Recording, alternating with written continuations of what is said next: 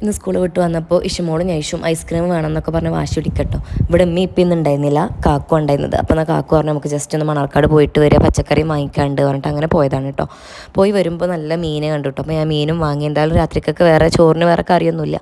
അപ്പോൾ മീൻ കുറച്ച് മത്തിയും വാങ്ങിച്ചു, കുറച്ച് സിലോപ്പിയും വാങ്ങിച്ചു. സിലോപ്പി പൊരിക്കും ചെയ്യാം, മത്തി കറി വെക്കുകയും ചെയ്യാൻ വിചാരിച്ചിട്ട് വന്നുടനെ നന്നാക്കാൻ നിന്നിട്ടോ. ഞാൻ പൊതുവേ മീൻ നന്നാക്കൽ കുറവാണ്, മീൻ നന്നാക്കലില്ല, വളരെ കുറവാണ്. അതുകൊണ്ട് എനിക്ക് തീരെ സ്പീഡില്ല. അപ്പോൾ ഇത് സിലോപ്പി നന്നാക്കി കഴിഞ്ഞപ്പോഴത്തേക്കും എനിക്ക് ദേഷ്യം വന്നിട്ടോ. പിന്നെ ഞാൻ വളരെ 2-3 മത്തി മാത്രം നന്നാക്കി അത് കറി വെച്ചു കേട്ടോ. ബാക്കി മീൻ മസാലയും ആക്കി വെച്ചിട്ടുണ്ട്.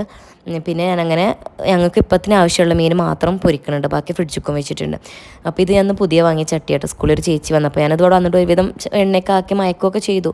പക്ഷെ എന്നാലും ഒരു കിട്ടണില്ല, ഒന്നുകൂടി ശരിയാക്കാനുണ്ട്. ഇതില്ലേ മീനിടുമ്പോൾ ഇങ്ങനെ നീക്കിയാൽ അടി പിടിക്കില്ല എന്നുള്ളൊരു ടിപ്പ് ഞാൻ യൂട്യൂബിൽ കണ്ടിട്ടുണ്ട്. അപ്പോൾ അത് അങ്ങനെ ഇട്ടപ്പോൾ ഞാൻ പൊരിക്കൽ അത് ശരിക്കും അത് വർക്കാവുണ്ട് കേട്ടോ. ആ ടിപ്പ് നല്ലതാണ്. അങ്ങനെ മീനൊക്കെ കൂട്ടി ചോറൊക്കെ തിന്ന് നാളത്തേനൊക്കെ കുറച്ച് സെറ്റ് ചെയ്തു കേട്ടോ. ഇന്നത്തെ വിശേഷം